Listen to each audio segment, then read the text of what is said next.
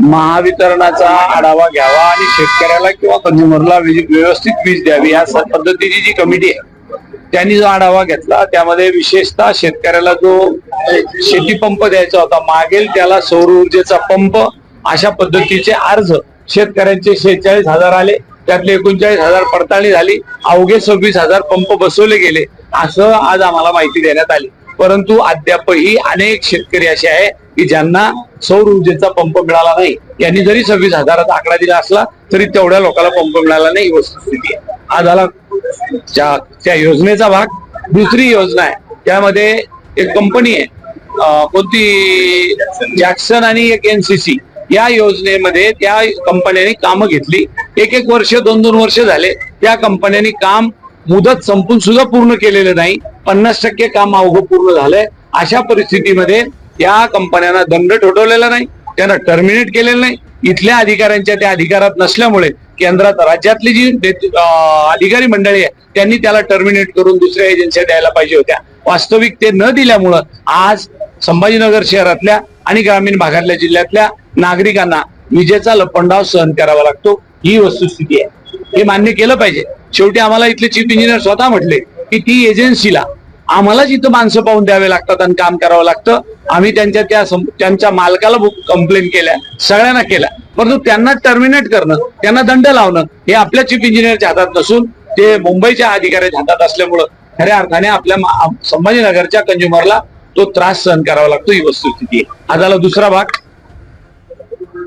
तिसरा भाग त्याचबरोबर जी योजना आहे या 132 केवीचं सबस्टेशन आणायचं. वस्तुस्थिती अशी आहे आपल्या जिल्ह्यामध्ये जवळजवळ 136-33 केवीचे सबस्टेशन आहे. एक सबस्टेशन हार्डली 7 ते 8 33 केवीला कामात येत. 132चं 7 ते 8ला आपल्याकडे 8 132 सबस्टेशनची केवी सबस्टेशनची गरज आहे. परंतु सरकार ते आम्ही पाठवलेला प्रस्ताव अजून मान्य करत नाही अशी वस्तुस्थिती आहे. म्हणून इथे जे या विजेचं दुर्भिक्ष आहे या संदर्भात निश्चितच आम्ही भुमरे साहेबाला एक विनंती केली की दर महिन्याला या कमिटीची मिटिंग घ्या की जेणेकरून या कामाचा आढावा घेऊन सातत्याने आपल्याला शेतकऱ्याचे, शहरातल्या कंझ्युमरचे आणि उद्योजक कंझ्युमरांचे सुद्धा प्रश्न आपल्याला धसात लावायला मदत होईल. अशा पद्धतीची आजची मीटिंग या ठिकाणी पार पडलेली आहे. दुसरीकडे असं आहे की 2 दिवसापूर्वी खताचे भाव वाढल्यामुळे शेतकऱ्यांमध्ये मोठा प्रचंड रोष निर्माण झाला. माननीय पंतप्रधानांनी आपल्याला 4 दिवसापूर्वी सांगितलं होतं हे वापरू नका, ते वापरू नका. त्याचा दुसरा पडाव हाच होता की आता भविष्यात भाव वाढणार आहे आणि आता सगळ्या प्रकारच्या निवडणुका ह्या आपल्या देशातल्या संपलेल्या आहे आणि म्हणून पंतप्रधान महोदयांनी सगळ्या वस्तूचे भाव वाढून टाकले. आज बैठकीत एकंदरीत सगळ्या लोकप्रतिनिधींनी अधिकाऱ्यांना चांगलंच धारेवर धरलं होतं. काय अधिकाऱ्याला धारेवर धरणं याच्यात हे म्हणण्यापेक्षा कंझ्युमरला जो त्रास होतोय तो अधिकाऱ्यापर्यंत पोहोचतं करायचं काम जे लोकप्रतिनिधीचं आहे ते त्यांनी केलंय. परंतु त्यांच्या काही या समस्या त्यांनी आमच्या समोर मांडल्या की ज्या कंपन्याला आम्ही काम दिलंय मग ते RDSS असेल किंबहुना गावठाण फीडर सेपरेशन ज्याला आपण म्हणतो किंवा वेगवेगळे कामं त्यांना दिले त्या कंपन्याच काम करायला तयार नाही. ही वस्तुस्थिती आहे.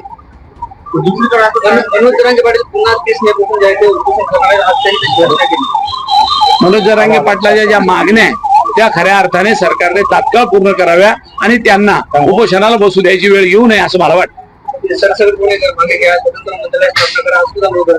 काय वाव स्वतंत्र मंत्रालय स्थापन करायला घेतलं तर काय वेगळं चुकीचं मागणी केली नाही. यापूर्वी मायनॉरिटीचं मंत्रालय आपल्या राज्यामध्ये नव्हतं. ज्या वेळेला विलासराव देशमुख साहेब मुख्यमंत्री असताना मायनॉरिटी डिपार्टमेंटचं मंत्रालय केलंच होतं. तसं वेगळं मंत्रालय करावं आणि त्यांच्या ज्या मागण्या त्या तात्काळ मान्य करून त्यांना उपोषणाला बसायची वेळ येणार नाही अशी काळजी सरकारने घ्यावी. शिंदे समिती काम करत नसेल किंवा काम प्रलंबित असेल तर निश्चितच त्यांना मुदतवाढ देण्यास काही हरकत नाही, दिली पाहिजे. पेट्रोल डिझेलचे भाव वाढल्यामुळे शेतकऱ्यांनी नांगरट कशी काढली आणि तेही आता डिझेलही आणि पेट्रोल मिळत नाही वेळेवर.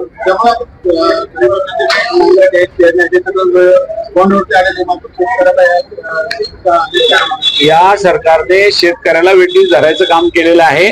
निश्चितच त्याचं कारण असं आहे एकीकडे डिझेलचे भाव वाढवले, ट्रॅक्टरचं नांगरट वाढली, मध्येच भाव वाढल्यामुळे जो गहू काढणीची परिस्थिती होती ती गहू काढणीची वेळ सुद्धा शेतकऱ्यावर अशा परिस्थितीत आलेली आहे. जो 3,000 रुपये एकरने घेणारा माणूस आता 4,000 रुपये एकरची मळणी यंत्राची घ्यायला लागलाय. वस्तुस्थितीच ही आहे.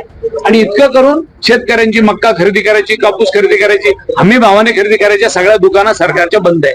म्हणून सगळ्यात जास्त जर या देशामध्ये कोणाला नागवलं जात असेल सरकारकडनं तर ते शेतकऱ्याला नागवलं जात आहे.